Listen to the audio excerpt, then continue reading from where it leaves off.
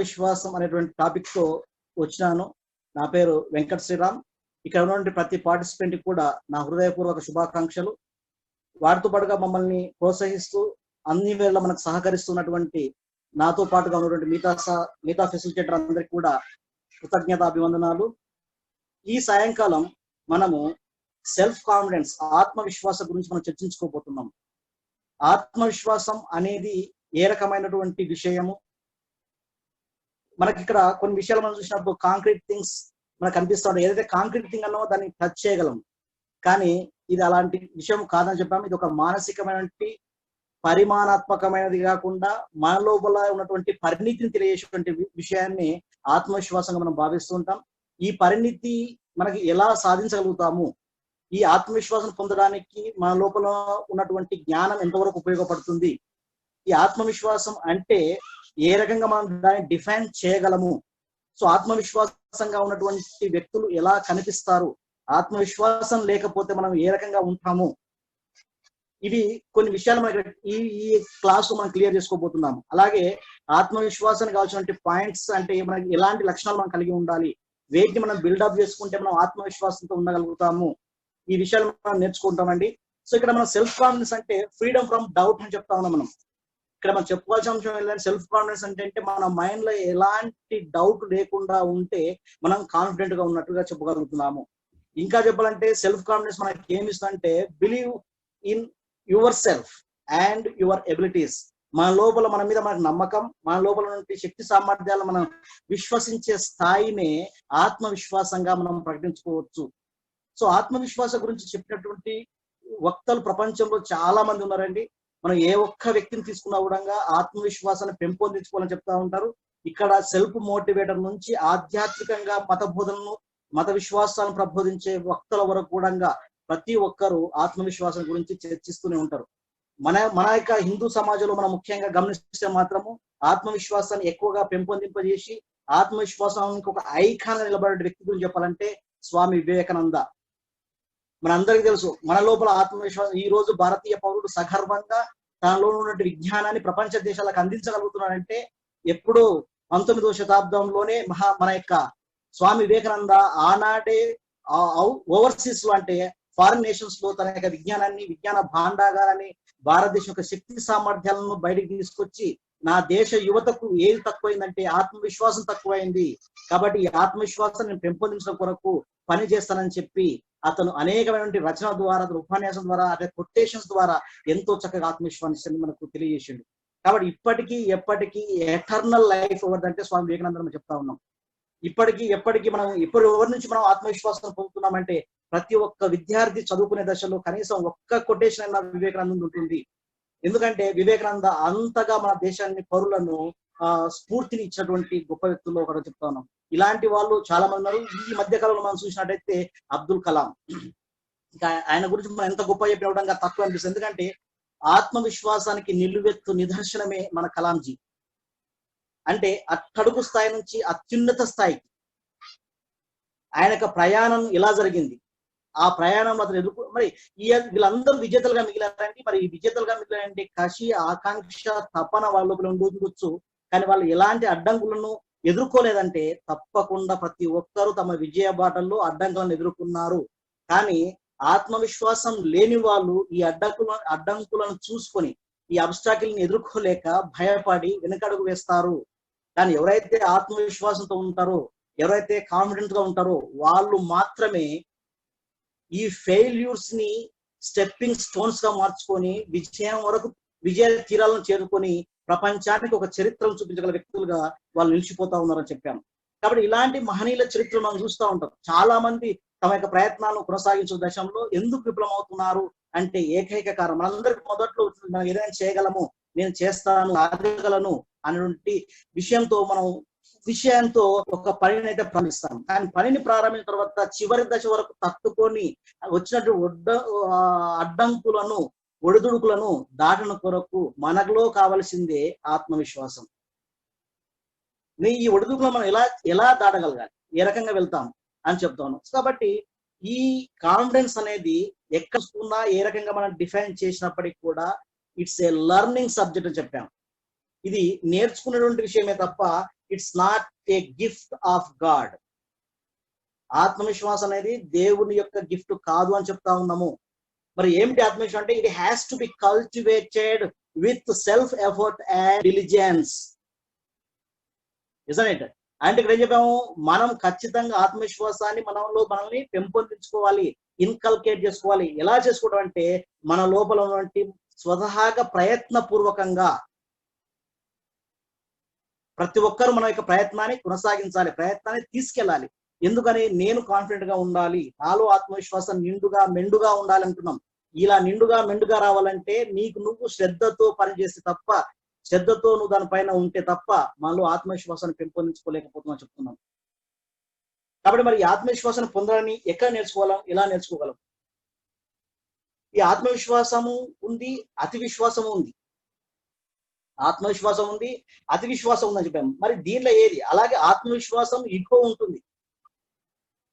ఒక ఆత్మవిశ్వాసాన్ని చాలా సింపుల్ గా వెంట్రుక వాసిలో మన యొక్క ప్రవర్తనలో తేడాలు కనిపిస్తూ ఉంటాయి.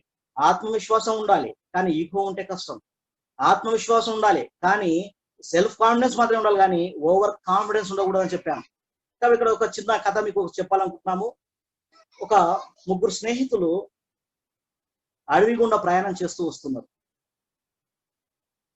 ఆ ముగ్గురులో అలా అడవి దాటుతూ ముగ్గురు అడవిలో ప్రయాణం చేస్తూ వస్తుండగా ఒక చోట ఒక జంతు కళేబరం కనిపిస్తూ ఉంది. ఒక జంతు కళేబరం కనిపించింది. ఆ జంతు కళేబరాన్ని చూసినటువంటి వ్యక్తుల్లో ఒక వ్యక్తి ఏమంటాడంటే, ఇది సింహం యొక్క కళేబరం అయి ఉంటది అని చెప్పాడు. రెండో వ్యక్తి చూసి, అవును నిజమే, ఇది కూడా సింహం యొక్క కళేబరమే అని చెప్పాడు. ఇక మూడో వ్యక్తి కూడా చూసి కన్ఫర్మ్ చేసుకున్నారు, ఎస్ ఇది సింహం యొక్క కళేబరమే అని చెప్పారు.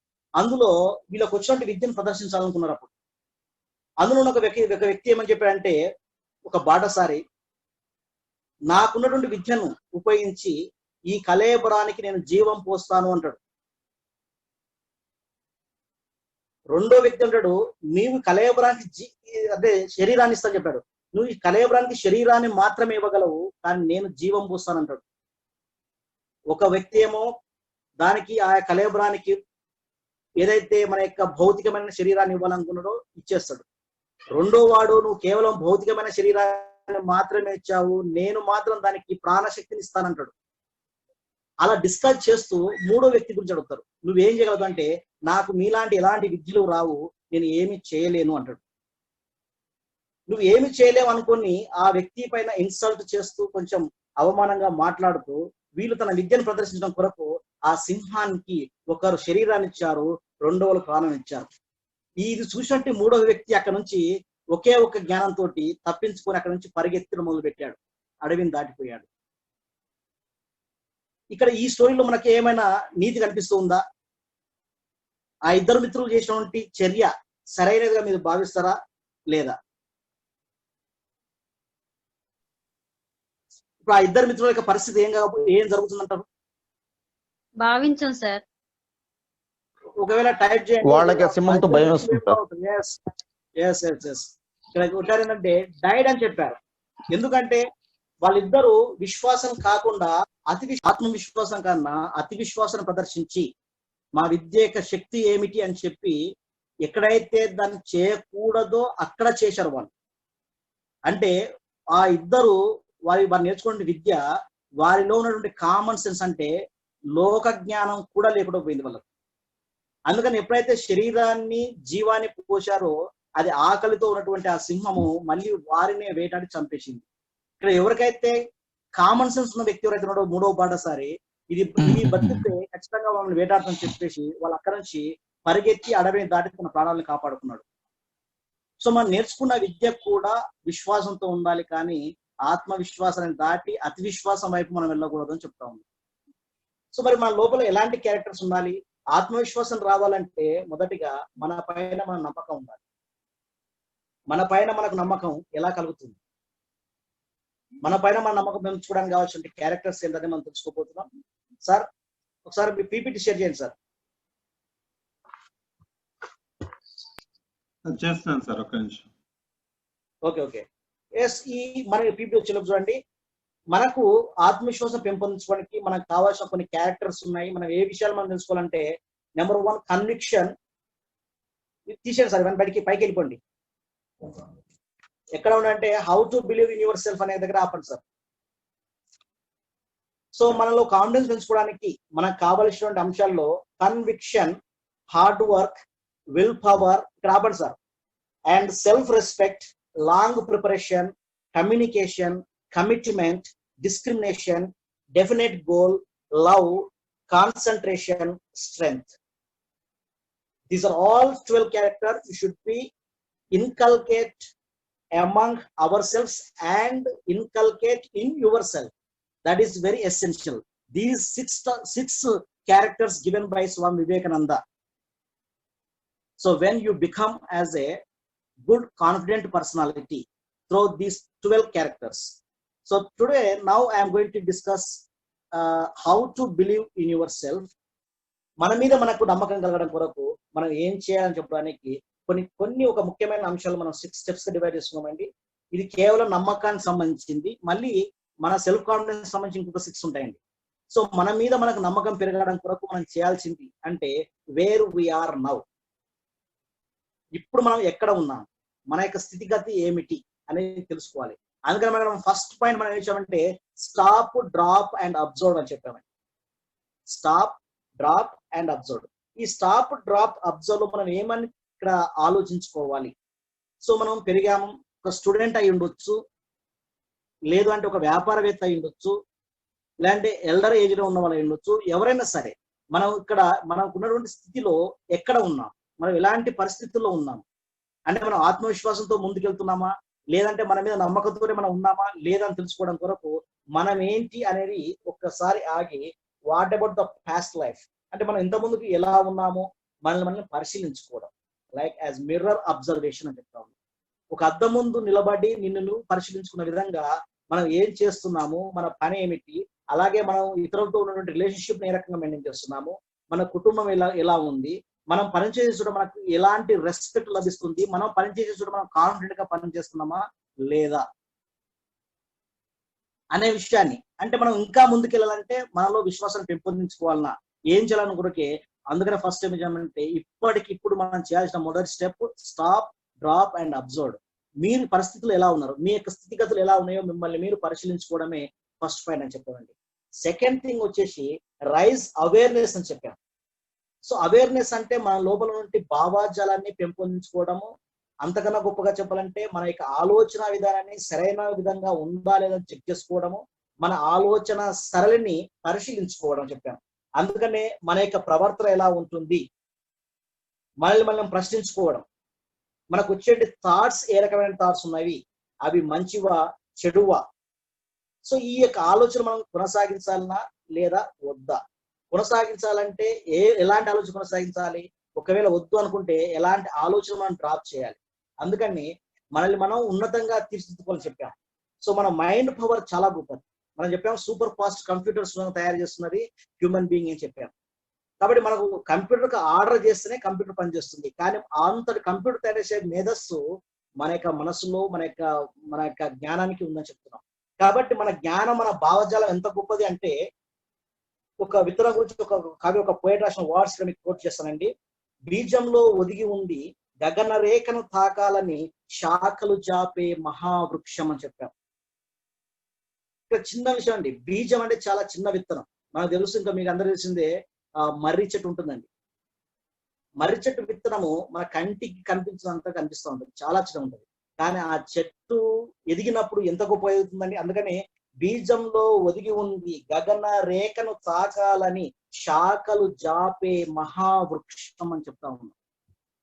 అలాగే మరి మనిషిలో ఏమైనా లేదా అంటే మనలో ఉందని చెప్పాము. ఏముంది, మనిషి మదిలో పొదిగి ఉంది మహోన్నత భావ శిఖల రగిలించే నిప్పు రవ్వ అని చెప్తున్నాం. ఆ నిప్పు రవ్వనే మన కాన్ఫిడెన్స్. కాబట్టి బర్నింగ్ డిజైర్ మనకు కావాలి. అయితే మన లోపల ఎక్కడ ఉంది ఆ డిజైర్ అని మనం వెతుక్కొని దాన్ని బయటకు తీసుకోవాలి. అదే మన యొక్క రైజ్ అవేర్నెస్ అంటున్నాను. మన లోపల మనం అవేర్ చేసుకోవాలి. మనల్ని మనం ఎవరో వచ్చి తీర్చిదిద్దామని చెప్పట్లేదు. మన లోపల కాన్ఫిడెన్స్ కావాలంటే ముందే చెప్పాము, it's a learned subject, it's a learned skill like other skills అని చెప్పాము. మిగతా ఏవైతే స్కిల్స్ మనం నేర్చుకుంటున్నామో అలాగే కాన్ఫిడెన్స్ నేర్చుకోవాలి. అంతే తప్ప ఇది గాడ్ గిఫ్ట్ కాదు. మనం దేవాలయానికి వెళ్ళి 2 కొబ్బరికాయలు, 100 కొబ్బరికాయలు, 1000 కొబ్బరికాయలు, అగరబత్తీలు ముట్టిస్తే ఇది వచ్చేది కాదు. ఇది కావాల్సిందంటే మనలో మన కాన్ఫిడెన్స్ కొరకు మనం ప్రయత్నపూర్వకం చేయాలి. కాబట్టి ఈ ప్రయత్నాన్ని పెంచుకోవడం కొరకు ఇలాంటి భావశికలను నేను సరైన పద్ధతిలోనే ఉంటాను అని చెప్పడం నేర్చుకోవాలి. ఇక మూడో పాయింట్ వచ్చేసి లవ్ యువర్ సెల్ఫ్ అన్నామండి. లవ్ యువర్ సెల్ఫ్ అంటే మనల్ని మనం ప్రేమించుకోవడం. నువ్వు ఎవరవు, నువ్వు ఏమిటి, నువ్వు ఏం చేయగలుగుతున్నావు. Yes, ask a question yourself. నిన్ను నువ్వు ప్రశ్నించుకో, నువ్వేమిటి. సో మనం ఇక్కడ లవ్ యువర్ సెల్ఫ్ అనడానికి ఇట్స్ నాట్ అపియరెన్స్, మన యొక్క బయటికి కనిపించే ఫిజికల్ బాడీ అంతకన్నా కాదు. ఫిజికల్ బాడీ అద్భుతంగా, అందంగా, బ్యూటిఫుల్ గా ఉన్నంత మాత్రాన మనం శాశ్వతమైన వ్యక్తులం కాదు. ఒకవేళ అలా కాకుండా మనం అందవిహీనంగా ఉన్నంత మాత్రాన మనం ఇక్కడి నుంచి ఇక్కడే శాశ్వతంగా ఉండిపోదామంటే అది కాదు. అందంగా ఉన్న వాళ్ళు ఇక్కడ శాశ్వతంగా ఉండరు, అందంగా లేని వారు కూడా శాశ్వతంగా ఉన్నారు. కానీ ఎవరైనా ఏం నేర్చుకోవచ్చు అంటే కాన్ఫిడెన్స్ తోటి ఎంతటి స్థాయికైనా ఎదగవచ్చు. అందుకని మనల్ని మనం ఇష్టపడుకోవాలి. నువ్వు ఏ స్థితిలో ఉన్నా, ఎలా ఉన్నా మనల్ని మనం ఇష్టపడాలి. మనల్ని మనం ఇష్టపడాలంటే మనం ఏం చెప్పాము, మనం నేర్చుకోవాలి. నీకు ఏది కావాలనుకుంటున్నావు, నువ్వు ఎలా ఉండాలనుకుంటున్నావు, డిజైన్ యువర్ లైఫ్. మన లైఫ్ డిజైన్ చేసుకున్న తర్వాత మనం ఖచ్చితంగా దాన్ని నేర్చుకోగలుగుతాం చెప్పాము. అందుకని ఏం చెప్పాము, ఇక్కడ ఒక చిన్న కొటేషన్ ఇస్తామండి. You can't pour from an empty cup, take care of your self first అని చెప్తున్నాం. ఎందుకంటే ఒక ఎంప్టీ కప్ నుంచి మనం ఏమి బయటికి ఇవ్వలేము. కాబట్టి ఆ కప్పు ఫిల్అప్ గా ఉన్నప్పుడే, ఆ కప్ ఫుల్ఫిల్ గా ఉన్నప్పుడు మాత్రమే మనం ఇతరులకు ఏదైనా ఇవ్వగలం. మనం ఇతరులకు మనం ఏదైనా ఇవ్వాలంటే మనల్ని మనం ఇష్టపడుతూ మనకి ఏవైతే కావాలనుకుంటా నేర్చుకోవాలి. అది నేర్చుకోవాలంటే, నిన్ను ఇష్టపడాలంటే నీలో ఉన్న భయాలను తెలుసుకోవాలి. ఆ భయాన్ని ఎప్పుడైతే మనం వదిలేస్తామో, ఆ ఫియర్ని ఎప్పుడైతే వదిలేస్తామో, మనం ఎక్కడైతే విఫలం అవుతున్నామో, అసలు ఎందుకు సక్సెస్ కావట్లేదు అనే విషయాన్ని మనం గుర్తించి ఒక ప్రణాళిక ప్రకారంగా మనం ముందుకెళ్తే ఖచ్చితంగా విజయాన్ని సాధిస్తాము. దేంతో? కాన్ఫిడెన్స్. ఎప్పుడైతే మనం ఈ అంశాలను రీచ్ అవుతా ఉంటామో అప్పుడు మనకంటూ మన మీద ఒక నమ్మకం వస్తుంది. ఎప్పుడైతే నీ మీద నీకు నమ్మకం కలుగుతుందో, yes, then you can say I can. అప్పుడు నువ్వు ఏం చెప్పగలవు, నేను చేయగలను అంటావు. అదే గుర్తుపెట్టుకోవాలి. ఐ కెన్ అనేది కాన్ఫిడెన్స్, ఐఎమ్ ఓన్లీ కెన్ అనేది ఓవర్ కాన్ఫిడెన్స్. నేను చేయగలను, నేను చేసినప్పుడు ఐ కెన్, వీ కెన్ అంటున్నాం. This is confidence. కానీ I am only can do అని చెప్పినప్పుడు దిస్ ఇస్ ఓవర్ కాన్ఫిడెన్స్ అని చెప్తా ఉన్నాం. కాబట్టి మనం ఓవర్ కాన్ఫిడెన్స్ వెళ్ళకుండా ఉండాలి. ఇక్కడ మనం తెలుసుకోవాల్సింది your self, love your self అని చెప్తాం. ఫోర్త్ వన్ వచ్చేసి బ్రెయిన్ స్టార్మ్. ఇది ఇంకొక అద్భుతమైన విషయం అండి. బ్రెయిన్ స్టార్మ్ ఎందుకు తీసుకోవాలంటే మనం ఇంతకుముందు చెప్పాను, మన ఆలోచన శైలిని మనం అద్భుతంగా మార్చుకుంటూ వస్తున్న సందర్భంలో ఏ క్షణంలో అయినా సరే ఒక అద్భుతమైన ఆలోచన మన మనసులోకి వచ్చి ఉంటుంది. నువ్వు అది పడుకున్నప్పుడు రావచ్చు, లేదంటే నువ్వు స్నానం చేస్తున్నప్పుడు ఉండొచ్చు, లేదంటే నువ్వు ఆడుకుంటుండవచ్చు, నువ్వు తింటున్నప్పుడు, ఎప్పుడైనా ఒక అద్భుతమైన ఆలోచన రావచ్చు. కానీ ఈ ఆలోచన రికగ్నైజ్ చేయడం అనేది మన బ్రెయిన్ స్టార్మ్ లో ముఖ్యమైన అంశం. అయితే ఇలా వచ్చిన ఆలోచన మనం ఇతరులతో షేర్ చేసుకోవాలి. నాకు ఇలాంటి ఒక గొప్ప ఆలోచన వచ్చింది. ఈ ఆలోచన చెప్తాం, గొప్పదా కాదా అనేది మనకు ఎవరైతే నియరెస్ట్ గా ఉన్నారో, ఎవరైతే మనకు క్లోజ్ గా ఉన్నారో వాళ్ళు ఖచ్చితంగా చెప్పగలుగుతారు. మనకు వచ్చిన ఆలోచన అది కొన్ని సందర్భాల్లో ఇది చాలా గొప్పది అని చెప్పొచ్చు, కొన్ని సందర్భాల్లో ఇది బాగుండదు అని కొన్ని సజెషన్స్ ఇవ్వచ్చు. కాబట్టి వాటిని చెక్ చేసుకోవాలి. కాబట్టి ఎప్పుడైనా ఎక్కడైనా సడన్ గా వచ్చే ఆలోచనని రికార్డ్ చేసుకోవాలి. ఎందుకంటే మన మనసు కొన్ని వేల ఆలోచనలు ప్రతి నిత్యం తీసుకుంటుంది కాబట్టి దాన్ని ఖచ్చితంగా మనం చేసుకోవాలని చెప్పాము. ఆ తర్వాత వచ్చేసి క్రియేట్ ఏ చెక్ లిస్ట్. మనం చెప్పాము stop, drop, observe, raise awareness అని చెప్పాము. Love yourself, brainstorm thoughts చూసాము. Now you're going to be check, create a checklist. Checklist అంటే మనం వెళుతున్నటువంటి మార్గము సరైన మార్గంలో ఉన్నదా లేదా, మనం ఈ వేలో మనం సక్సెస్ సాధించగలుగుతామా లేదా, సక్సెస్ సాధించాలంటే ఏ విధంగా ఉండాలి, మన లోపల హానెస్ట్ పర్సంటేజ్ ఎంత ఉంది అనేది మనం తెలుసుకోవాలి. దాని కొరకు మనం ఒక చెక్ లిస్ట్ పెట్టుకోవాలి. మనం చెప్తా ఉంటాం ఎర్లీ మార్నింగ్ 5:30 ఎగ్జామినేషన్ పీరియడ్ లో స్టూడెంట్స్ అనుకుంటా ఉంటారు, రేపు 1 వీక్ లో ఎగ్జామ్స్ స్టార్ట్ అవుతున్నాయి కాబట్టి నేను 4 o'clock లేచి చదవాలనుకుంటాను. కానీ చల్లటి చలికాలం పెట్టినప్పుడు అల్లారం పెట్టినప్పుడు అల్లారాన్ని పక్కన నెట్టేసి హాయిగా పడుకోవడం జరుగుతుంది. కానీ అనునిత్యం మనం చలికాలం, వేసవికాలం, వర్షాకాలం పట్టించుకోకుండా ప్రతిరోజు 4 o'clock లేవడం అనేది నేర్చుకుని ఒక హ్యాబిచువల్ గా మార్చుకుంటే అది మన జీవిత భాగంలో పెరిగిపోతుంది. ఆ రకంగా మనం అంటే ఒక చెక్ లిస్ట్ లో ఫస్ట్ పాయింట్ చెప్పాను, లేవాలనుకుంటాను కానీ లేస్తున్నావా లేదా అని చెక్ చేసుకోవాలి. అలాగే నేను ఈ ఫుడ్ తీసుకుంటున్నావా లేదా, నేను రోజు కనీసం ఒక 2-3 hours చదవాలి. ఎందుకు చదవాలి, ఎందుకొరకు చదవాలి? నువ్వు ఎప్పుడైతే చదువుతావో నీలో విజ్ఞానం పెరుగుతుంది. ఎప్పుడైతే విజ్ఞానం పెరుగుతుందో నీ పైన నీకు నమ్మకం వస్తుంది. ఎస్, ఎప్పుడైతే నీ మీద నీకు నమ్మకం ఉంటుందో నీ బాడీ లాంగ్వేజ్ ఆటోమేటిక్ గా మారిపోయి నీవు కాన్ఫిడెంట్ గా కనిపిస్తా ఉందో చెప్తున్నాం. అందుకనే ఇక్కడ చెక్ లిస్ట్ మనం వెళ్తున్నటువంటి మార్గము, మనం చేస్తున్న పనులు మన ఉన్నతికి అక్కరకు వస్తాయా లేవా అని చెక్ చేసుకుంటూ ఉండాలి. అదే క్రియేట్ ఏ చెక్ లిస్ట్ చెప్పాము. ఎందుకు మన పైన మనం నమ్మకం క్రియేట్ చేసుకున్నాం. ఫైనల్ గా 6th అని చెప్పాము, డిసైడ్ అండ్ ఎగ్జిక్యూట్. ఇవన్నీ అయిపోయిన తర్వాత మనం ఏ మార్గానికి వెళ్ళాలి. ఇప్పుడు నా దగ్గర చెక్ లిస్ట్ ఉంది, ఆ ఆలోచనలు ఉన్నాయి, నన్ను నేను ఇష్టపడుతున్నాను, ఒక మంచి అవేర్నెస్ తో ఉన్నాను, నేను ఏ స్థాయి నుంచి ఏ స్థాయికి వెళ్ళాలో డిసైడ్ అయిపోయాను. కాబట్టి ఇప్పుడు ఏం డిసైడ్ చేసుకున్నానో దాన్ని ఎగ్జిక్యూట్ చేసుకోవాలి, అంటే దాన్ని అమలు పరచాలి. దీన్ని అమలు పరచడానికి మనకి ఏం కావాలి, ఒక ప్రణాళిక కావాలని చెప్పాము. అందుకనే ఇక్కడ కూడా మనం ఏం చెప్పాము, కాన్ఫిడెన్స్ అనేది ఏ రకంగా వస్తుందంటే, confidence is actually the result of consistent action after deciding what you will do. Consistent action అంటే అనునిత్యము ఆగిపోకుండా కంటిన్యూస్ యాక్షన్ కావాలి. పెర్సిస్టెంట్ హార్డ్ వర్క్ ఉండాలి. ఈ పెర్సిస్టెంట్ హార్డ్ వర్క్ నువ్వు కంటిన్యూ చేసుకు వెళ్ళినప్పుడు నువ్వు ఏమైతే కావాలని కోరుకుంటున్నావో అది ఫస్ట్ డిసిషన్ తీసుకున్న తర్వాత మనం హార్డ్ వర్క్ చేయాలి. వితౌట్ డిసిషన్ హార్డ్ వర్క్ చేస్తామంటే దానివల్ల ఫలితం లేదు. అంటే మనకు ఆ డిసిషన్ ఏం చెప్తామంటే గోల్ అని చెప్తా ఉన్నాం. Yes, we need a goal. నేను ఏం కావాలనుకుంటున్నా గోల్ ఉంటే ఆ గోల్ డిసైడ్ చేసిన తర్వాత నువ్వు ఖచ్చితంగా దాని కొరకు పని చేస్తావు. ఆ రకంగా మన మీద మనలో ఈ యొక్క 6 స్టెప్స్ మనం పాటించుకుంటే మన మీద మనకు నమ్మకాన్ని పెంపొందించుకోవచ్చు. ఎప్పుడైతే నమ్మకం వస్తుందో అప్పుడు కాన్ఫిడెన్స్ దొరుకుతా ఉంటుంది. ఎస్, అందుకని ముందు ఒక ఫార్ములా చూద్దామండి. Next slide sir. ఒక ఫార్ములా మనం తీసుకుందాం. కాన్ఫిడెన్స్ సంబంధించి మనం ఏమైనా ఫార్ములా చెప్పుకోవచ్చు అంటే చిన్న అంశం ఉందండి. ఫస్ట్ మనం చెప్తుంటే ట్యునాసిటీ అంటున్నాం. Next slide please sir. Yes, tenacity. Tenacity అంటే ఇక్కడ మనం చెప్తుంటే persistent determination. What is tenacity? Tenacity అంటే చెప్పామంటే పెర్సిస్టెంట్ డిటర్మినేషన్ కావాలి. స్థిరత్వము అని చెప్పాం. ఈ స్థిరత్వం ఎలా ఉండాలి అని చెప్పడానికి స్థిరత్వం పైన మహాభారతంలో అనేకమైనటువంటి శ్లోకాలు ఉన్నాయండి. ఇక్కడ ఒక శ్లోకం చెప్తాము. జనరల్ గా ఎలా ఉంటుందంటే మనల్ని మనం ఎలా గుర్తించుకోవాలి, ఒక స్థిత ప్రజ్ఞత కలిగిన వాడు ఎలా ఉండాలో చెప్తా ఉంటాం. యహ సర్వత్రా నహవిస్నేహ తత్తత్ ప్రాప్య శుభాశుభం నాభినందతి ద్వేష్టి తస్య ప్రజ్ఞా ప్రతిష్టతః అన్నాడు.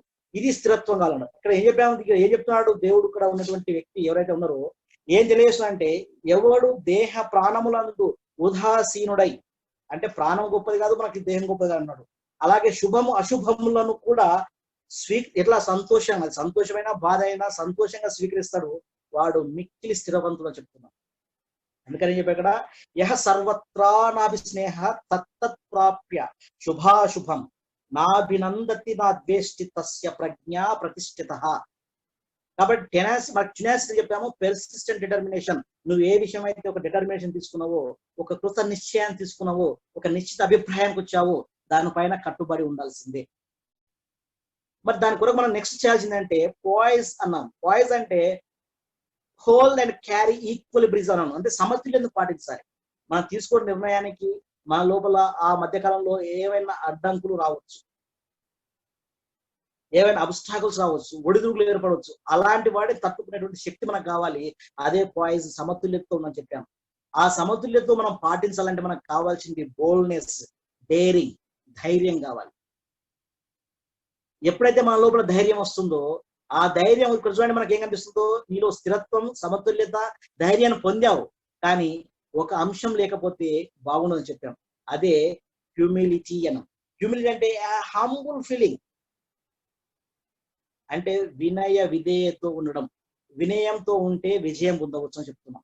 కాబట్టి వినయంతో ఉండాలి నువ్వు. అలా కాకుండా ఈ వినయాన్ని తీసేసి ఈ 3 పక్కన ఇంకొకటి గనక అరోగెన్సీ అంటే అరోగెంట్ గా ఉండడం, మనం పొగరుని మనం తెచ్చుకుంటే, ప్రౌడ్నెస్ మన లోపలికి వచ్చేస్తే అక్కడ మనము ఆత్మవిశ్వాసాన్ని ప్రదర్శించడం కాదు, అది ఓవర్ కాన్ఫిడెన్స్ ప్రదర్శించడం అవుతుంది. అక్కడ ఈగో. అందుకని చెప్పాం confidence versus ego, confidence versus over confidence అని చెప్పాం.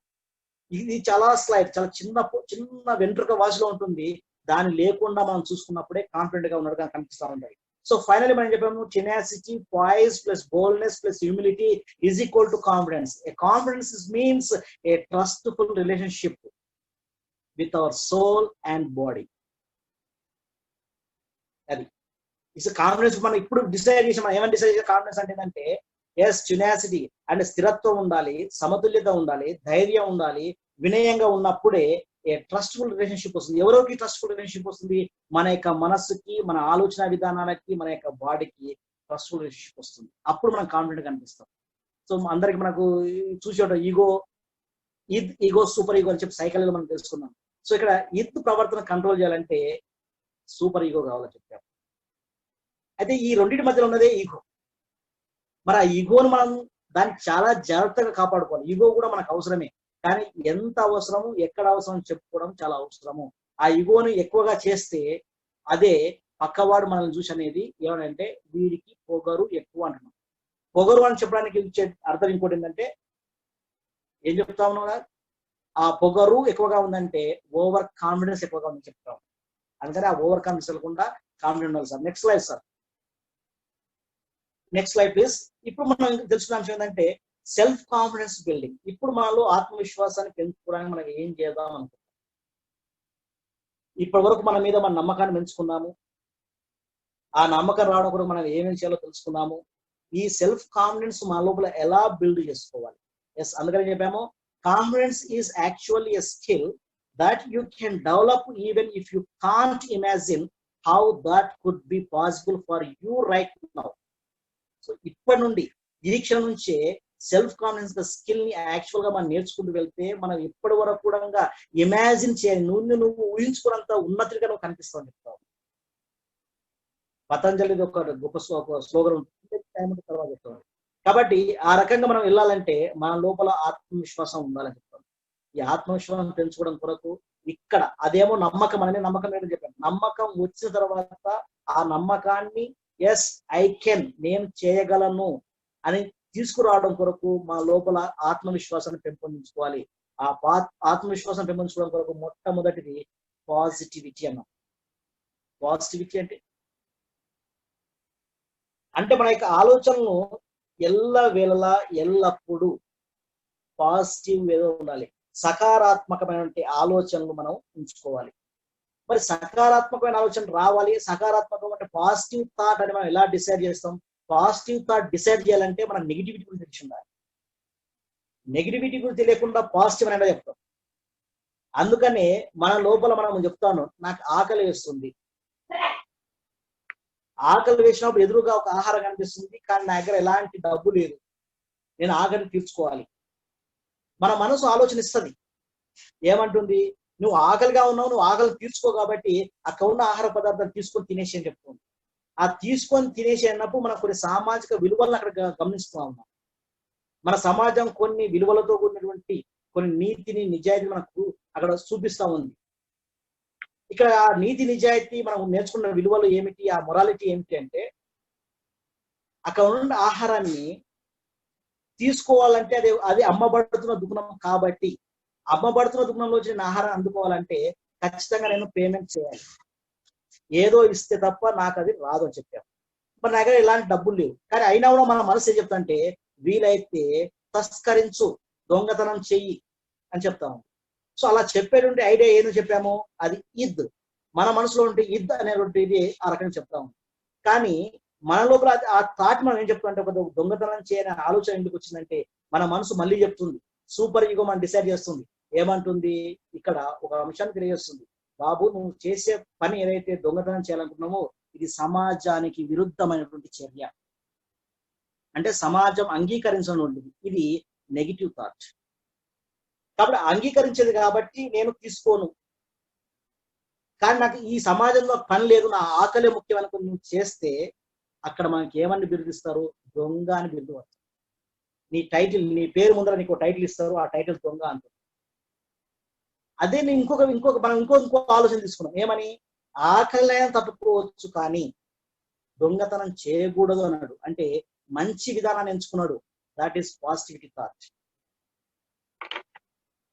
అది మనకు పాజిటివిటీ థాట్ మనకు వచ్చేసింది కాబట్టి మనం పాజిటివ్ లో నెగిటివ్ నుంచి స్కెప్ అవుతా ఉన్నాము. ఇంకో విషయం చెప్తాను. ఇక్కడ ఈ అంశం ఆకలికి వచ్చినందుకు ఒక చిన్న క్వశ్చన్ అండి. ఏదంటే ఆకలి కన్నా ఆత్మాభిమానమే మిన్న అని చెప్పారు. మహనీయుడు, గొప్ప వ్యక్తిగా మనం భావిస్తున్నాం డాక్టర్ బిఆర్ అంబేద్కర్.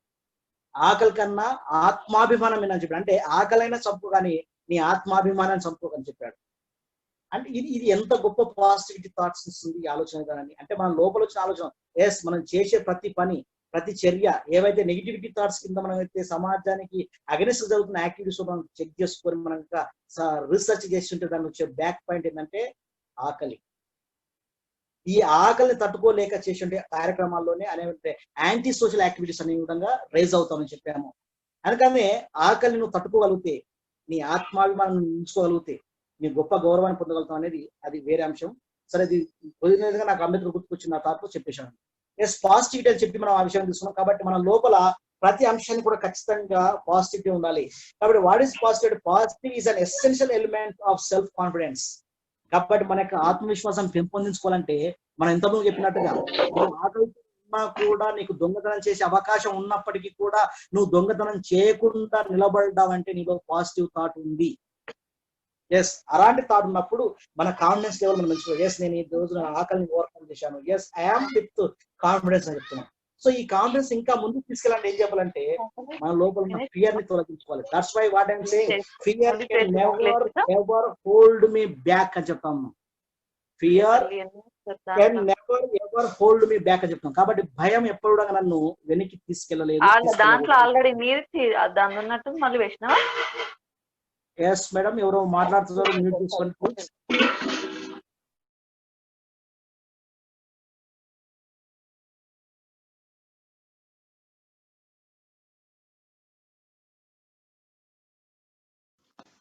సార్ మీరు కొంచెం అన్మ్యూట్ చేసుకోండి. సార్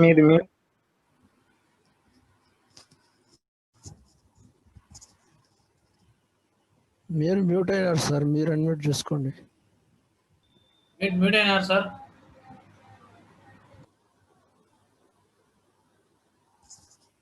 సార్ వెంకట శ్రీరామ్ గారు మీరు మ్యూట్ అయినారు, మీరు అన్మ్యూట్ చేసుకోండి సార్. ఓకే, చేసుకున్నాను sir. Thank you. Okay okay okay okay, self esteem. ఇంతకుముందు మనం చెప్పిన విషయం ఏంటంటే లవ్ యువర్ సెల్ఫ్ అని చెప్పాము. అంటే నిన్ను నువ్వు ఇష్టపడు అని చెప్పాము. ఇక్కడ మనం డిస్కస్ చేస్తుంటే సెల్ఫ్ ఎస్టీమ్, ఆత్మ గౌరవం. సో ఆత్మ గౌరవం మనకి ఎంత గొప్ప స్థానాన్ని తీసుకెళ్తుంది మనల్ని అని చెప్పాలని ఆలోచించండి ఒకసారి.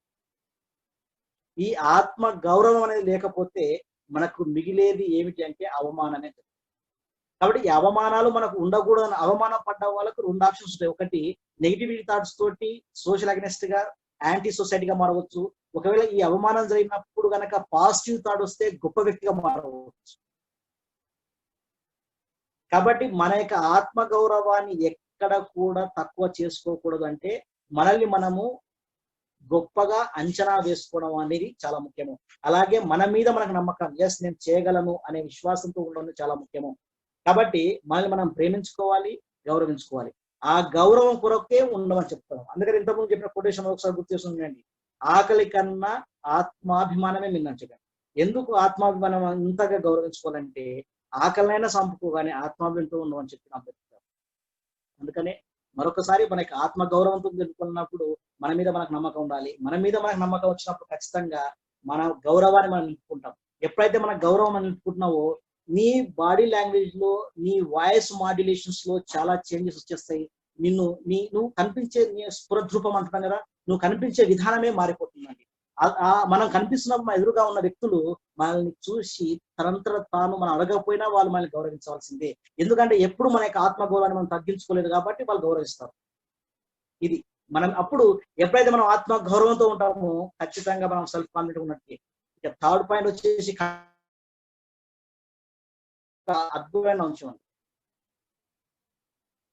కమ్యూనికేషన్ మనకు ఎందుకు అవసరం? కమ్యూనికేషన్ మనం చూసామా? కమ్యూనికేషన్ ఎప్పటి నుంచి జరుగుతుంది? అసలు భాష ఉన్నప్పటి నుంచి కమ్యూనికేషన్ ఉందా? భాష లేకపోయినా కమ్యూనికేషన్ ఉందా? Please just let me type. ఎవరైనా టైప్ చేయగలుగుతారండి? Let type it. Mic open చేయగానే ఒక టైప్ చేసి చేయండి, స్టార్ట్ చేయండి. కమ్యూనికేషన్ అనేది భాషతో మాత్రమే జరుగుతుందా? భాష లేకపోయినా కూడా కమ్యూనికేషన్ జరుగుతుందా? అలాగే కమ్యూనికేషన్ కి కాన్ఫిడెన్స్ కి ఏమైనా సంబంధం ఉంది అనుకుంటున్నారా? మన కాన్ఫిడెంట్ గా ఉండడానికి కమ్యూనికేషన్ సంబంధం ఉంటే చాట్ బాక్స్ ద్వారా టైప్ చేయగలరు please.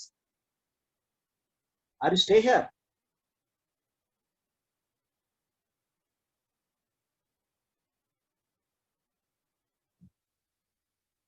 No one type it. Yes. Srilakshmi garu. Yes yes yes yes sir. Yes, good, very good. So మనం చెప్తామంటే భాష ముఖ్యం కాదు, మనం కాన్ఫిడెంట్ గా కమ్యూనికేషన్ చేయవచ్చు అని చెప్పాము. సో మన కమ్యూనికేషన్ చేయడం ముందు ఇంతకుముందు చాలా మంది రాస్తున్నారు బాడీ లాంగ్వేజ్ కమ్యూనికేషన్ ఉందని చెప్పాము. Yes, good. 53% మనకు బాడీ లాంగ్వేజ్ కమ్యూనికేషన్ అవుతుంది. మన కమ్యూనికేషన్ స్కిల్స్ నేర్చుకుంటూ ఉంటారు. అలాగే మనకి ఇక్కడనే బాడీ లాంగ్వేజ్ పైన సపరేట్ గా కూడా ఉంది. కానీ ఇక్కడ మనం స్పష్టంగా నేను చెప్పాల్సిందంటే భాష గురించి మాట్లాడుతున్నాను. కానీ భాష లేకపోయినప్పటికీ కూడా కమ్యూనికేషన్ జరిగిందని చెప్తాను. వాళ్ళకి ఇప్పటికీ ఈ మధ్యకాలం ఒక వీడియోలో చూసాం, వాళ్ళు విజిల్ లాంగ్వేజ్ ద్వారా వాళ్ళు కమ్యూనికేట్ చేసుకున్నారు. కమ్యూనికేషన్ లో భాగంగా మనం ఇక్కడ ఏం చేస్తున్నాం అంటే మన అభిప్రాయం క్లియర్ గా మనం తెలియజేస్తున్నాము. ఈ కమ్యూనికేషన్ ద్వారా సక్సెస్ అవుతా ఉంటారు. మన అంశాన్ని క్లియర్ గా చెప్పడానికి అతి ముఖ్యమైన అంశము కమ్యూనికేషన్ చెప్పాము. సెల్ఫ్ కాన్ఫిడెన్స్ లో అతి ముఖ్యమైన అంశము కమ్యూనికేషన్ అండి. మనం అనుకుంటున్నట్టు దాన్ని ఇతరులకు అర్థమయ్యే రీతిలో చెప్పాలి. ఇలా సక్సెస్ అయిన వాళ్ళు ఎవరైనా ఉన్నారా ప్రపంచంలో అంటే మనకు చాలా మంది ఎగ్జాంపుల్స్ ఉన్నారు. అందులో నేను ఒక రకమైన నెగిటివిటీ థాట్స్ ఉన్న వ్యక్తిని తీసుకున్నానంటే ఆయన హిట్లర్. హిట్లర్ తీసుకుంటే అతని ఆలోచన విధానము పాజిటివ్ నెగిటివ్ తర్వాత విషయం, కానీ అతనిలో నుండి కాన్ఫిడెన్స్ లెవెల్స్ అనేది హై లెవెల్లో ఉన్నాయి. అతను గనక కమ్యూనికేషన్ చేసినప్పుడు ఎంత చక్కగా కమ్యూనికేషన్ చేయగలడు. అలా కమ్యూనికేషన్ చేయడం వల్లనే జర్మనీ జాతి మొత్తం అతని వెనకాల నడచి వచ్చింది. సో ఎక్కడో ఒక సిపాయిగా తన యొక్క ప్రస్థానాన్ని ప్రారంభించిన వ్యక్తి జర్మనీ ఛాన్సలర్ గాను, జర్మనీ హెడ్ గాను ఎదిగేంత స్థాయికి ఎదిగిపోయాడు. కేవలం అతని యొక్క ఉపన్యాస కళ, అతను అనుకున్న భావజాలాన్ని ఇతరులకు స్పష్టంగా తెలియజేసే విషయంలో అతను దిట్ట. కాబట్టి అందుకనే communication the most important aspect to build our confident. Isn't it? Next వచ్చేసి మనకి ఇక హిట్లర్ ఒకటే కాదండి, స్వామి వివేకానంద కావచ్చు, ఇంకా మనం Martin Luther king senior and junior ఇద్దరు ఉన్నారు. జర్మనీలో సీనియర్ అయితే జూనియర్ వచ్చేసి అమెరికాలో ఉండు. సివిల్ రైట్స్ మూవ్మెంట్స్ ఎక్కువగా చేసిన వ్యక్తి. అతన్ని మన మహాత్మా గాంధీతో పోలుస్తూ ఉంటాం. మహాత్మా గాంధీ కానీ నెల్సన్ మండేలా ఎవరైనా సరే కమ్యూనికేషన్ వాళ్ళు చాలా చక్కగా కమ్యూనికేషన్ చేయగలుగుతున్నారు. అందుకని ఆత్మవిశ్వాసంతో మనం పనిచేసినప్పుడు కమ్యూనికేషన్ పర్ఫెక్ట్ గా ఉంటే మనం ముందుకెళ్తామని చెప్పాము. మహాభారతంలో కూడా కమ్యూనికేషన్ ఇంపార్టెంట్ రోల్ అని చెప్పాము. ఎప్పుడైతే అర్జునుడు తను యుద్ధం చేయలేనప్పుడు అతన్ని యుద్ధం చేసేటువంటి కాంక్షను తెలియజేసిన శక్తి కమ్యూనికేషన్.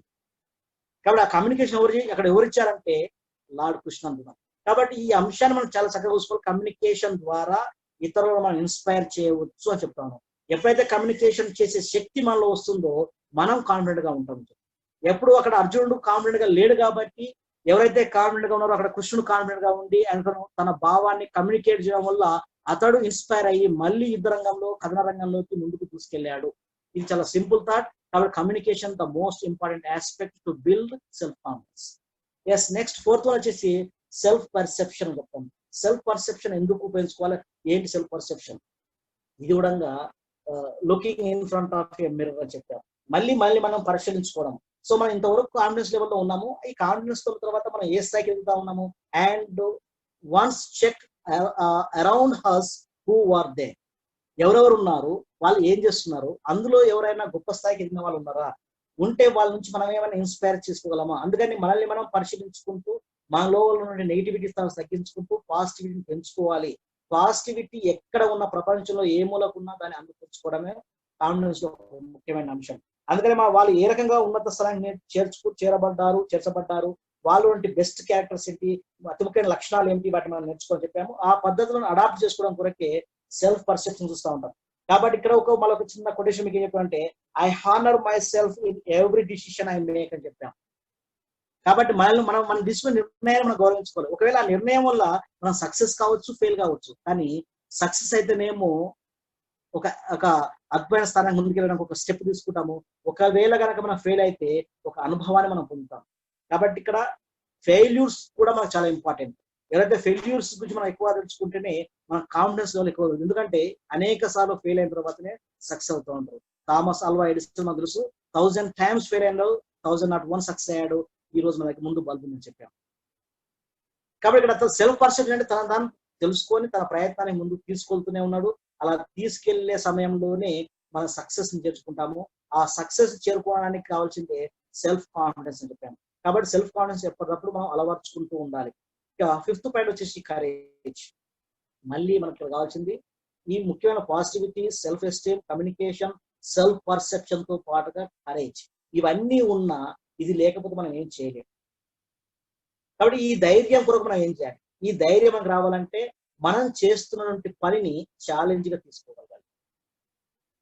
మనం చెప్తాను కదా, ఎంతో గొప్ప విషయంతో ఆరంభంలో చాలా ఎక్కువ దూకుడుగా ఉంటాము, ఆరంభంతో పనిని ప్రారంభిస్తాము, తర్వాత వచ్చిన అడ్డంకులు ఒడిదుడుకులు చూసుకొని మళ్ళీ వెనక్కి వెళ్ళిపోతాం.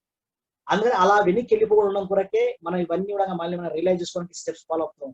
మనలో పాజిటివ్ థాట్ పెంచుకోవడం, మన మీద గౌరవం పెంచుకోవడము, మనం ఇది చేస్తామని 10 మందితో పంచుకోవడము, మన కమ్యూనికేషన్ ఎక్కువగా ఉండడము, ఈ సెల్ఫ్ పరిశ్రమ తీసుకున్న తర్వాత కరేజ్ తో ముందుకు వెళ్తే ఖచ్చితంగా మన పనికి చేరుకున్నాం. దట్ ఈస్ మీన్ ఖచ్చితంగా మనం ఛాలెంజింగ్ గా ఉండాలి, ఛాలెంజ్ చేయాలి, ఇది చేస్తాను.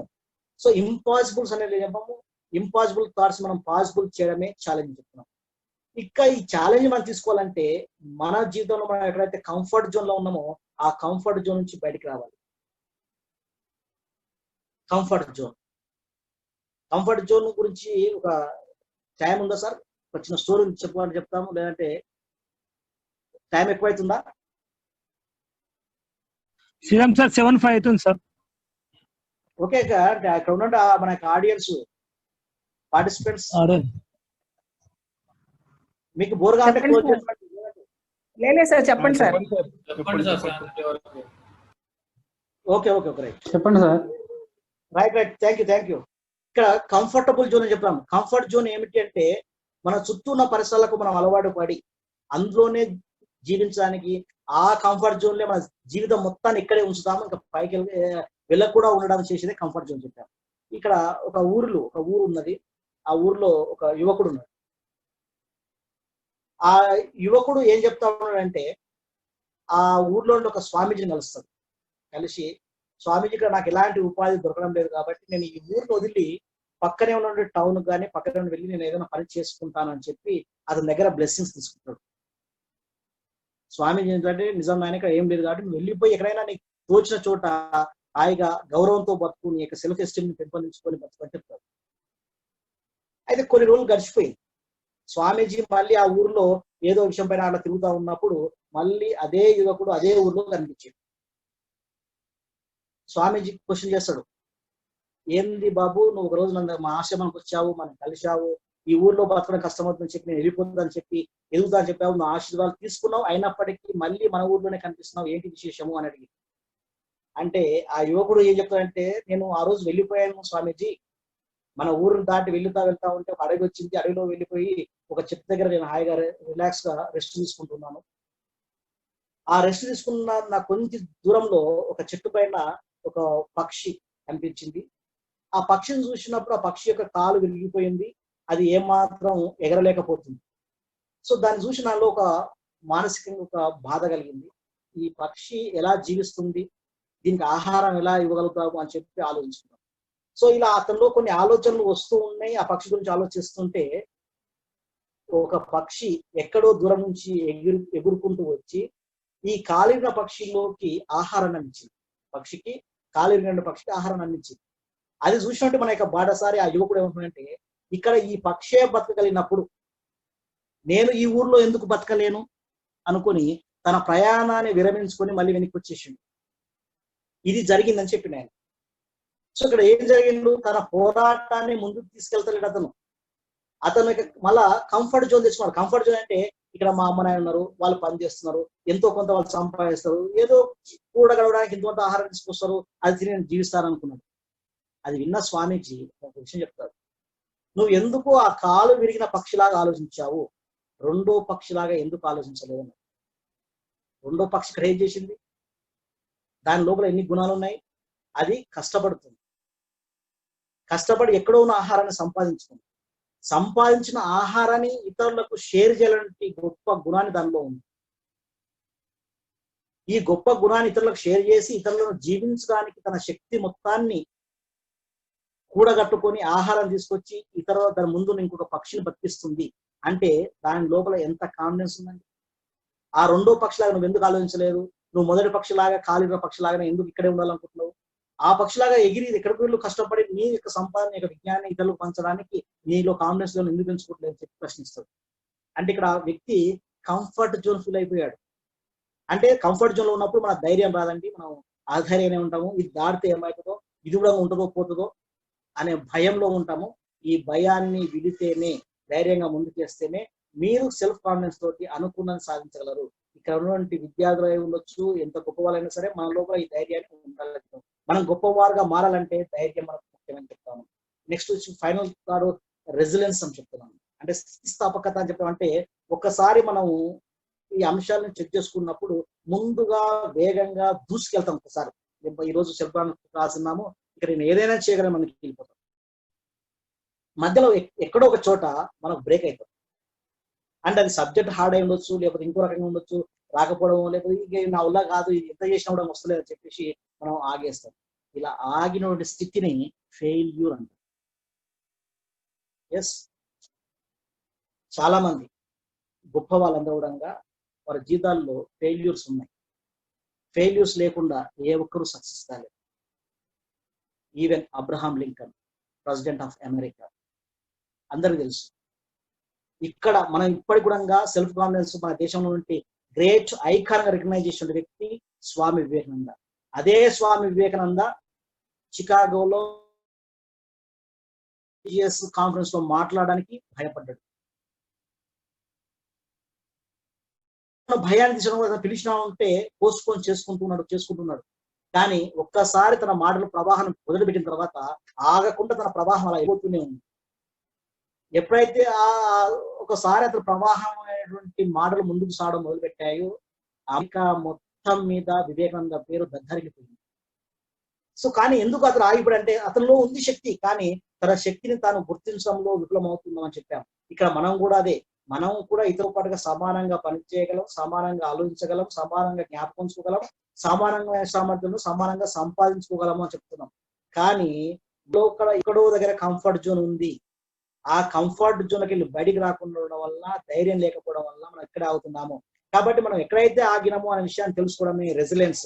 తెలుసుకున్న విషయాన్ని దగ్గర నుంచి ఆ రెసిలెన్స్ నుంచి లాఘవంగా మళ్ళీ మనం మనకి గోల్లోకి ఎలా రావాలి, మన ఫెయిల్యూర్ దాటి ఆ యొక్క పాత అంశం, అంటే పాతగా ట్రై చేసినాం ఆ రకంగా, ఆ రోజు అలా ట్రై చేసినాం కాబట్టి సక్సెస్ కాలేదు, ఇప్పుడు ఇంకా కొత్తగా ఏ రకంగా ట్రై చేద్దామా, అలా ట్రై చేస్తే సక్సెస్ అవుతామా అని కొత్త వేలో మళ్ళీ అదే విషయాన్ని ప్రారంభించడానికి మనం ముందుకు రావాలని, అలాంటి అప్రోచ్ మనం పెంచుకోవడాన్ని రెసిలెన్స్ అంటారు.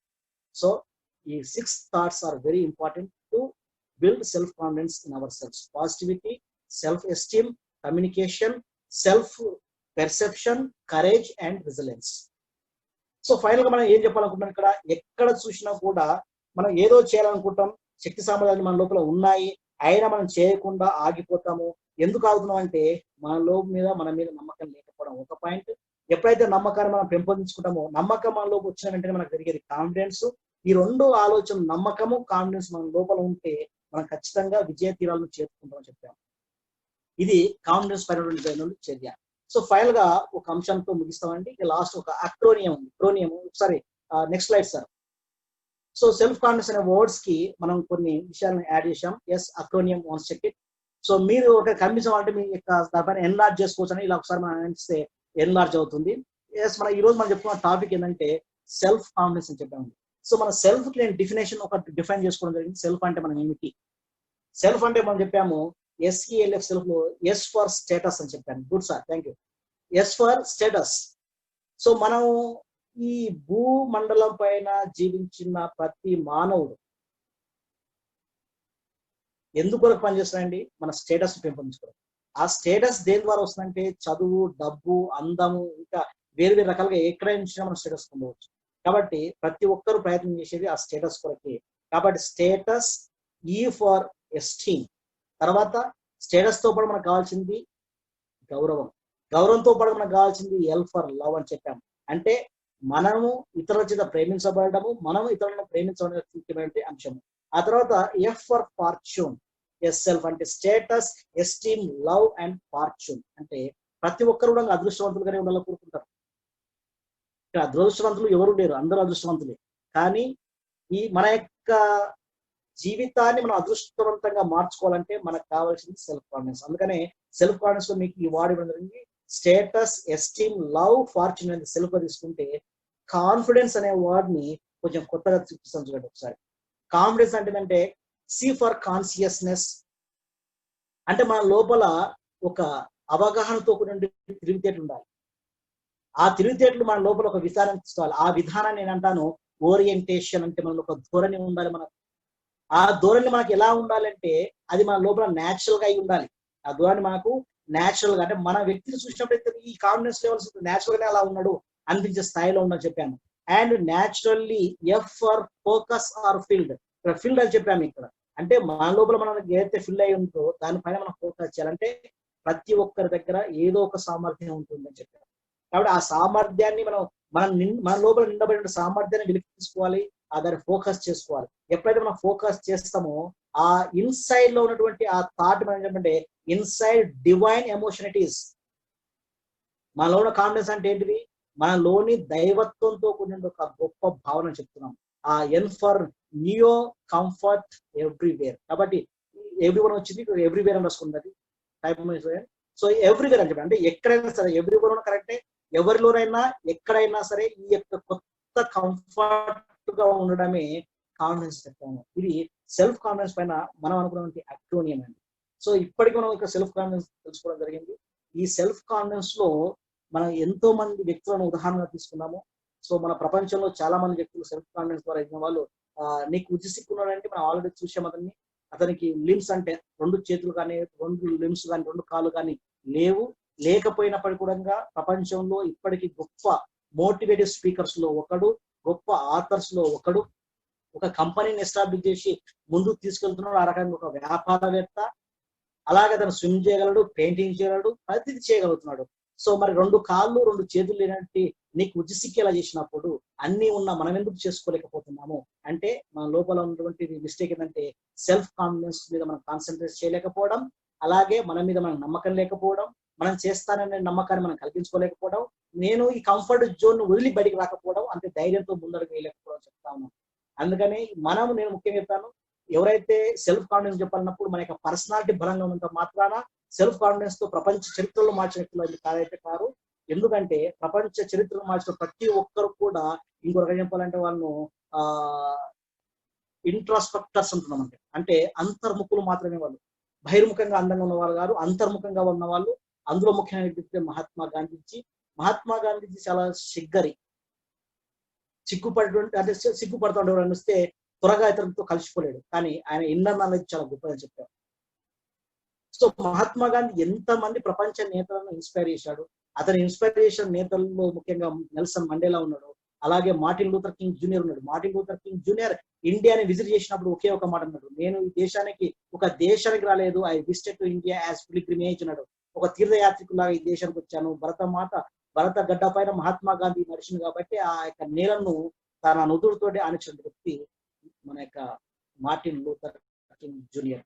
సో వీళ్ళందరూ మనం చూసుకుంటే మార్టిన్ లూథర్ కింగ్ కానీ ఆంగ్ సాన్ సూచీ మయన్మార్ చూడండి, ఎంత బక్కపరచిన వ్యక్తురాలు, కానీ ఆమె నాయకత్వం ఎంత దృఢంగా ఉంటుంది.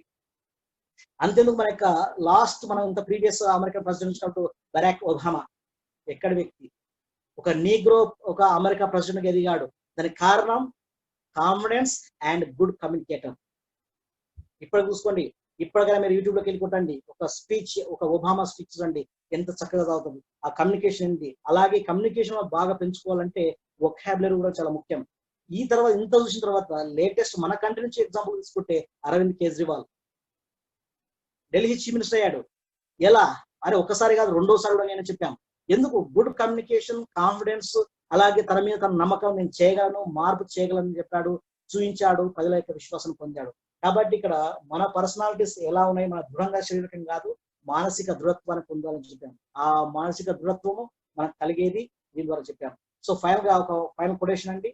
ఎస్, ఒక దాన్ని చెప్తాను. The fool never begins a work for fear of failure, then a mediocre gives up the middle frustrated by obstruction, but the man of confidence never gives up in spite of failures till the goal is reached.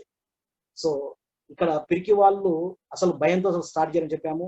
మధ్య వ్యక్తులు start చేసినప్పుడు ఆ మధ్యలో వచ్చి అడ్డంకులతో కోపానికి గురైపోయి ఆపేసని చెప్పాము. కానీ ఉత్తముడు, గొప్పవాడు ఎవరైతే ఆత్మవిశ్వాసం ఉందో అతను మాత్రము గోల్ రీచ్ అయ్యేంత వరకు ముందుకెళ్తాను చెప్పాడు. ఇది చెప్పింది ఎవరో మనందరికీ తెలుసు, Bhartrihari. So last slide sir, last slide. Last slide లో మనకి ఇంకొక శ్లోకం ఉందండి. ఎస్, ఇది మీరు చాలా మంది చూసే ఉంటారు. ఇంకొకసారి దీన్ని చదివి ఇంకొక ముగిస్తామండి.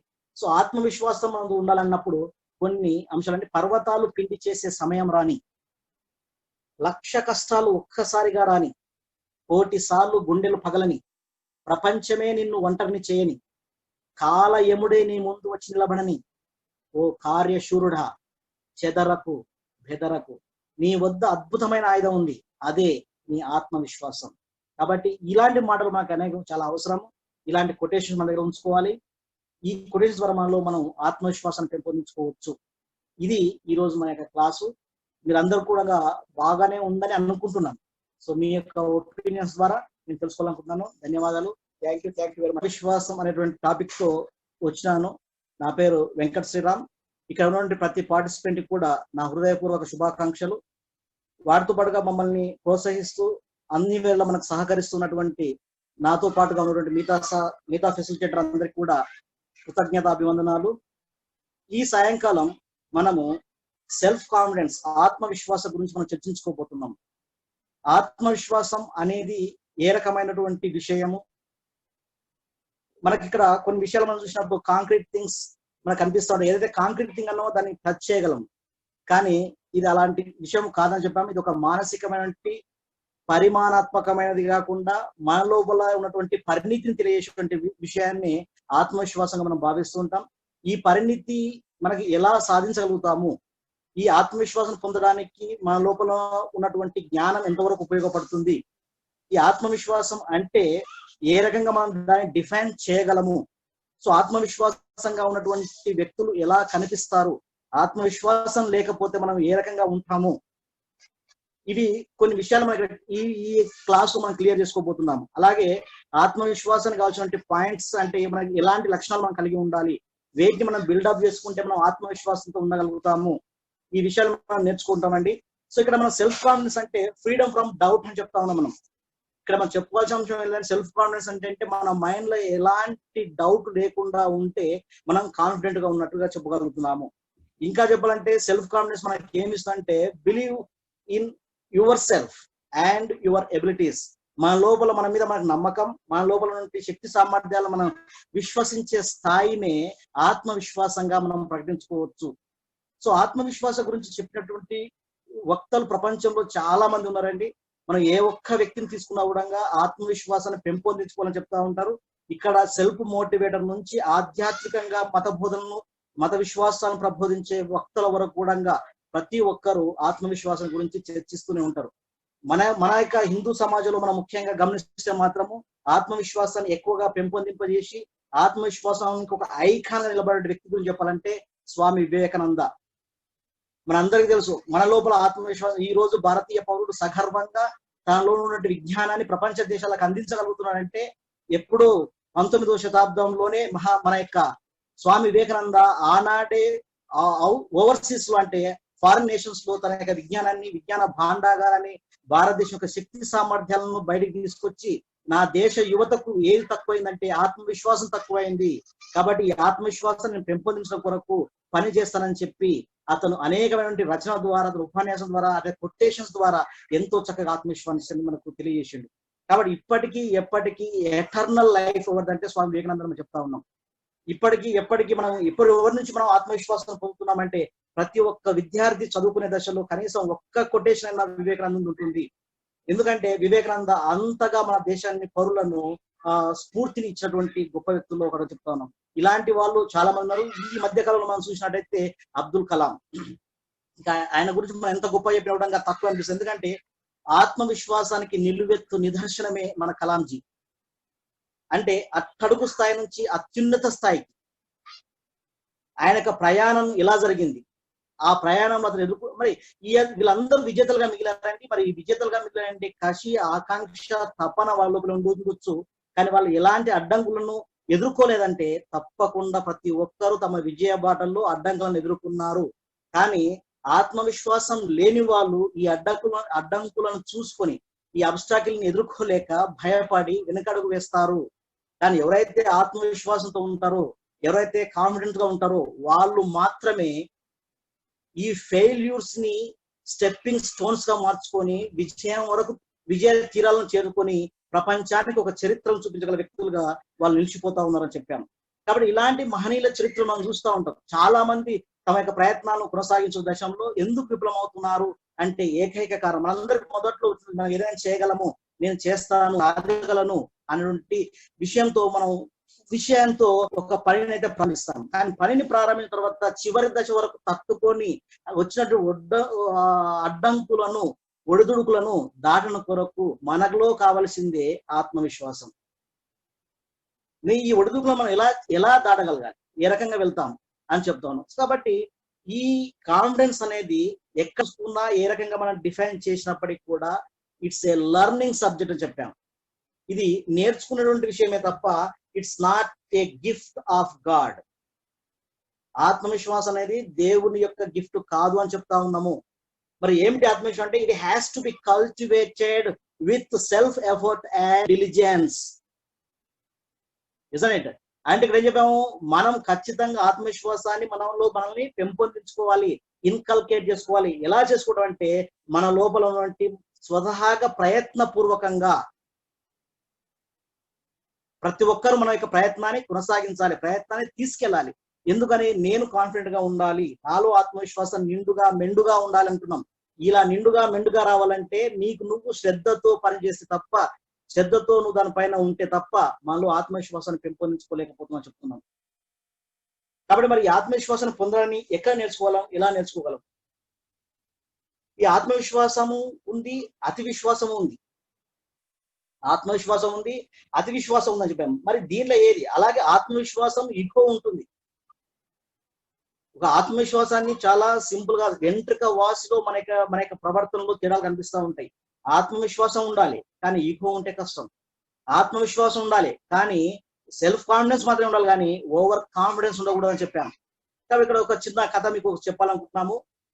ఒక ముగ్గురు స్నేహితులు అడవి గుండా ప్రయాణం చేస్తూ వస్తున్నారు. ఆ ముగ్గురులో అలా అడవి దాటుతూ ముగ్గురు అడవిలో ప్రయాణం చేస్తూ వస్తుండగా ఒక చోట ఒక జంతు కళేబరం కనిపిస్తూ ఉంది. ఒక జంతు కళేబరం కనిపించింది. ఆ జంతు కళేబరాన్ని చూసినటువంటి వ్యక్తుల్లో ఒక వ్యక్తి ఏమంటాడంటే ఇది సింహం యొక్క కళేబరం అయి ఉంటది అని చెప్పాడు. రెండో వ్యక్తి చూసి అవును నిజమే, ఇది కూడా సింహం యొక్క కళేబరమే అని చెప్పాడు. ఇక మూడో వ్యక్తి కూడా చూసి కన్ఫర్మ్ చేసుకున్నారు, ఎస్ ఇది సింహం యొక్క కళేబరమే అని చెప్పారు. అందులో వీళ్ళకి వచ్చినట్టు విద్యను ప్రదర్శించాలనుకున్నారు. అప్పుడు అందులో ఒక వ్యక్తి ఏమని చెప్పాడంటే, ఒక బాటసారి నాకున్నటువంటి విద్యను ఉపయోగించి ఈ కళేబరానికి నేను జీవం పోస్తాను అంటాడు. రెండో వ్యక్తి అంటాడు, నీవు కళేబరానికి అదే శరీరాన్ని ఇస్తాను చెప్పాడు. నువ్వు ఈ కళేబరానికి శరీరాన్ని మాత్రమే ఇవ్వగలవు కానీ నేను జీవం పోస్తానంటాడు. ఒక వ్యక్తి ఏమో దానికి ఆ కళేబరానికి ఏదైతే మన యొక్క భౌతికమైన శరీరాన్ని ఇవ్వాలనుకున్నాడో ఇచ్చేస్తాడు. రెండో వాడు నువ్వు కేవలం భౌతికమైన శరీరాన్ని మాత్రమే ఇచ్చావు, నేను మాత్రం దానికి ప్రాణశక్తిని ఇస్తానంటాడు. అలా డిస్కస్ చేస్తూ మూడో వ్యక్తి గురించి అడుగుతారు, నువ్వేం చేయగలవు అంటే నాకు మీలాంటి ఎలాంటి విద్యలు రావు, నేను ఏమి చేయలేను అంటాడు. నువ్వు ఏమి చేయలేవు అనుకొని ఆ వ్యక్తి పైన ఇన్సల్ట్ చేస్తూ కొంచెం అవమానంగా మాట్లాడుతూ వీళ్ళు తన విద్యను ప్రదర్శించడం కొరకు ఆ సింహానికి ఒకరు శరీరాన్ని ఇచ్చారు, రెండోలు ప్రాణం ఇచ్చారు. ఇది చూసినట్టు మూడో వ్యక్తి అక్కడ నుంచి ఒకే ఒక జ్ఞానంతో తప్పించుకొని అక్కడ నుంచి పరిగెత్తడం మొదలు పెట్టాడు, అడవిని దాటిపోయాడు. ఇక్కడ ఈ స్టోరీలో మనకి ఏమైనా నీతి కనిపిస్తూ ఉందా? ఆ ఇద్దరు మిత్రులు చేసినటువంటి చర్య సరైనదిగా మీరు భావిస్తారా లేదా? ఇప్పుడు ఆ ఇద్దరు మిత్రుల యొక్క పరిస్థితి ఏం జరుగుతుందంటారు? భావించాం సార్. ఒకవేళ టైప్ చేయండి, వాళ్ళకి సింహంతో భయం వస్తుంది. ఇక్కడ ఏంటంటే డైడ్ అని చెప్పారు. ఎందుకంటే వాళ్ళిద్దరూ విశ్వాసం కాకుండా అతి